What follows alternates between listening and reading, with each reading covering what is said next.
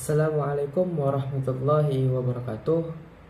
Halo semuanya, perkenalkan nama saya Rizky Syakur Rahman. Saya mahasiswa Teknik Informatika UIN Suska Riau. Sekarang saya berada di semester 3 dan duduk di bangku kelas C. Nah, jadi kali ini saya akan menjawab dan menjelaskan mengenai video ataupun soal yang ada di video tentang mata kuliah pemrograman mahir. Nah, di sini langsung saja kita masuk ke dalam soal yang pertama. Soal pertama itu disebutkan bahwa tipe data string termasuk ke dalam tipe data apa. Nah, di sini terdapat macam-macam,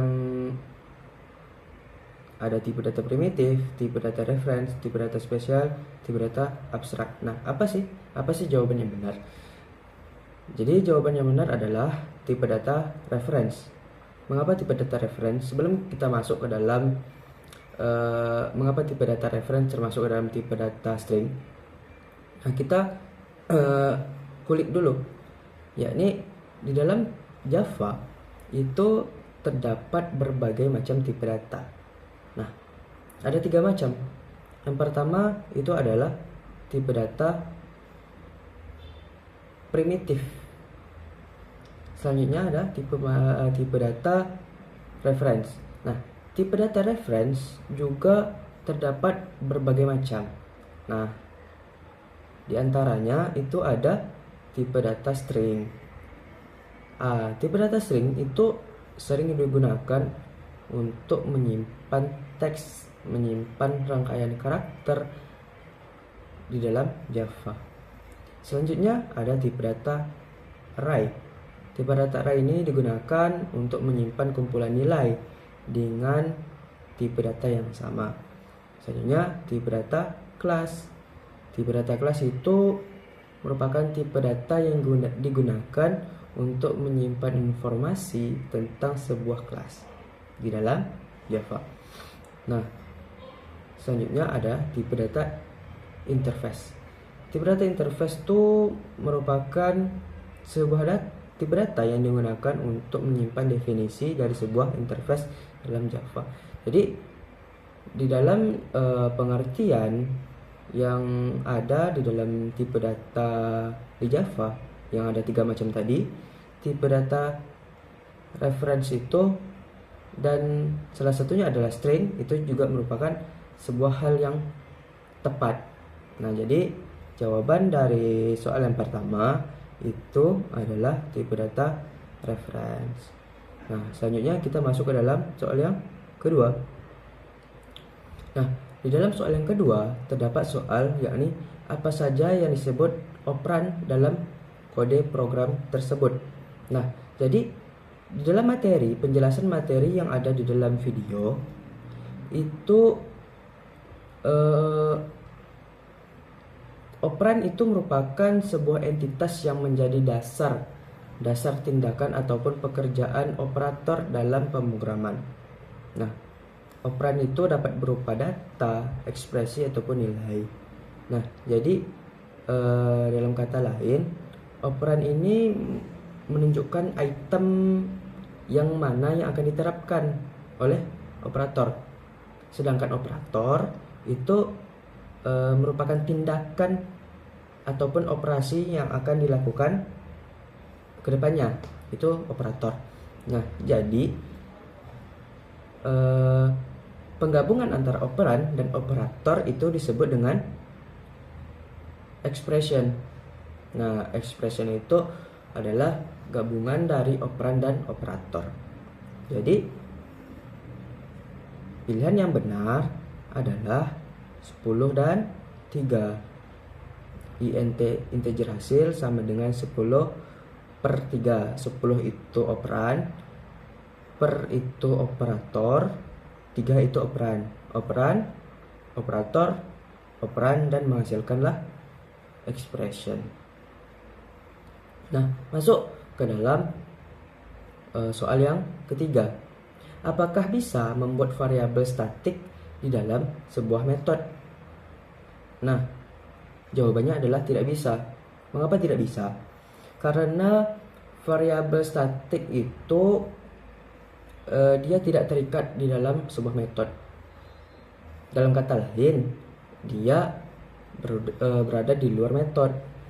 Nah, selain itu, variabel statik itu juga dideklarasikan di tingkat kelas, bukan di tingkat metode. Jadi, sangat-sangat tidak berhubungan. Kecuali dia merupakan lokal variabel. Nah, itu baru bisa berada di dalam metode. Tetapi kalau misalnya variabel statik itu berada di luar metode. Jadi jawabannya adalah tidak bisa. Selanjutnya masuk ke dalam soal yang keempat. Disebutkan bahwa pilihlah urutan penulisan sebuah metode yang benar berikut ini. Nah, jadi di dalam penulisan sebuah metode itu ada hal-hal yang perlu kita perhatikan. Tidak bisa kita menulis dengan sembarang tempat. Ada tempat-tempat yang tertentu yang harus kita urutkan dengan benar. Yang pertama itu kita harus meletakkan akses modifier. Nah, di sini akses modifiernya ada public, ada protected dan private. Nah, ini juga di bagian awal public, protected, private. Nah, ini juga benar. Selanjutnya yang penulisan kedua, selanjutnya itu kita harus memperhatikan statik. Statik itu juga opsional kalau misalnya ada, atau contohnya public static itu. Kalau misalnya tidak ada pun nggak apa-apa, karena statik itu merupakan opsional aja jika ada. Selanjutnya setelah akses modifier baru kita statik itu kan opsional. Setelah statik baru kita ke return type ataupun tipe data. Tipe data yang di sini itu ada string, ada integer. Nah, jadi yang benar apa? Semuanya benar, tetapi penulisannya yang kita harus perhatikan. Nah, di sini yang masih terdefinisi benar itu yang C, protected dan string. Nah, itu benar tuh kayak urutan penulisannya. Selanjutnya kita masuk ke dalam nama metode. Nah, nama metode ini sesuai dengan konvensi penamaan kita. Nah, jadi selanjutnya kita ada parameter dan body method. Body ini kayak blokade yang menutup yang di dalam kurung kurawal gitu. Kurung kurawal ya. Nah, jadi kawan-kawan, di dalam soal nomor 4, jawaban yang benar adalah protected string get info buka kurung, tutup kurung, dan buka kurung kurawal dan tutup kurung kurawal. Berarti yang C. Nah, lanjut ke soal yang nomor 5. Apakah output yang dihasilkan apabila potongan kode program berikut ini dijalankan dengan benar? Apa outputnya gitu? Apa yang dihasilkan? Nah, jawaban saya adalah 10. Mengapa 10? Karena di sini ada integer A sama dengan 10, integer B sama dengan A sama dengan 11. Nah, di sini yang di print itu adalah B. B itu apa? B itu sama dengan A.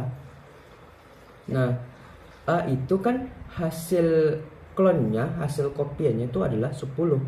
Berarti kalau misalnya kita printkan itu B, berarti otomatis hasil klon dari A itu 10. Berarti jawabannya adalah 10. Nah, selanjutnya soal yang terakhir. Soal terakhir itu apakah struktur data hanya dapat diimplementasikan menggunakan Java? Nah, jawabannya adalah tidak. Mengapa tidak? Karena struktur data itu dapat diimplementasikan dalam berbagai bahasa pemrograman, mulai dari Python, mulai dari C++, mulai dari JavaScript, Graph, dan lain sebagainya. Dapat diimplementasikan dalam berbagai bahasa pemrograman. Tetapi setiap bahasa pemrograman memiliki cara ataupun sintaks yang berbeda-beda, yang tersendiri lah gitu, kayak ciri khasnya gitu. Nah, jadi dalam jawaban di soal nomor 6 itu jawabannya adalah tidak, karena struktur data itu dapat diimplementasikan dalam berbagai bahasa pemrograman, bukan hanya di bahasa pemrograman Java saja. Nah, mungkin sekian penjelasan dari jawaban di dalam soal mata kuliah pemrograman mahir. Lebih dan kurang saya mohon maaf. Kepada Allah saya mohon ampun. Aku qouli hadza wastaghfirullahi wa lakum wastaghfiruh innahu huwal ghafurur rahim. Assalamualaikum warahmatullahi wabarakatuh.